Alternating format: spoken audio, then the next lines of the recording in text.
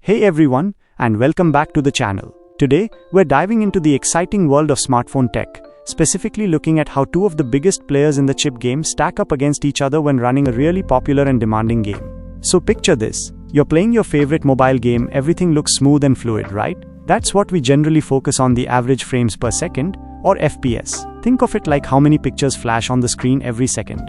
The more there are, the smoother the action appears. Recently, some tests were done comparing MediaTek's brand new Dimensity 9400 Plus chip against Qualcomm's top-of-the-line Snapdragon 8 Elite. They put both of these powerful processors through their paces running Genshin Impact, a game known for really pushing phones to their limits. Now, on the surface, the results were pretty interesting. Both chips managed to hit around the same average frame rate, about 60 frames per second. That's generally considered really good for smooth gameplay. And when it comes to power consumption, the MediaTek chip even seemed to sip a little less power, which might sound like a win. But here's where things get a little more nuanced, and this is where the real difference lies. There's a metric called 1% lows. Imagine you're playing that game, and for 99% of the time it's running super smoothly. But then, for just a tiny fraction of a second, the frame rate suddenly drops. These little dips, these 1% lows, can be really noticeable, and can make the game feel a bit choppy or stuttery, even if the average frame rate is high. And this is where the Snapdragon 8 Elite really shines.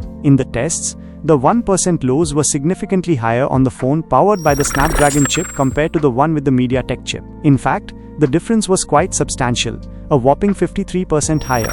What this means in real-world gaming is that even during the most intense moments in Genshin Impact, the Snapdragon-powered phone is likely to provide a much smoother and more consistent experience, with fewer of those jarring frame drops. Interestingly, the phone running on the Snapdragon chip was also rendering the game at a higher resolution. Think of resolution, like the level of detail in the picture. A higher resolution means a sharper and clearer image, which puts even more strain on the processor. Despite this extra work, the Snapdragon still managed to deliver those better 1% lows. Now, why is there such a difference in the 1% lows? It's not entirely clear yet, but there are a couple of possibilities being floated around. One idea is that the MediaTek chip might be experiencing something called thermal throttling. This happens when the chip gets too hot and has to reduce its performance to cool down, which could lead to those lower frame rate dips. It's also been suggested that the design of the processing cores themselves might play a role in efficiency.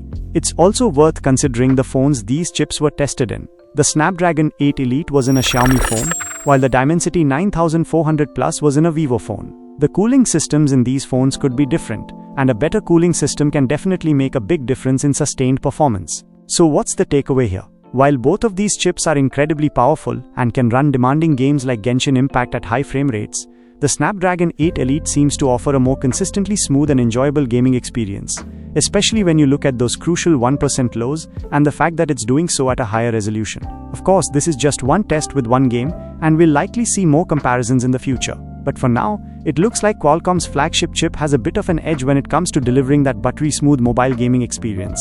Alright, that's a quick rundown of this interesting comparison. I hope I made it easy to understand. If you found this helpful, please give it a thumbs up, share it with your tech-loving friends, and don't forget to subscribe for more insights into the world of technology. Thanks for watching, and I'll see you in the next video.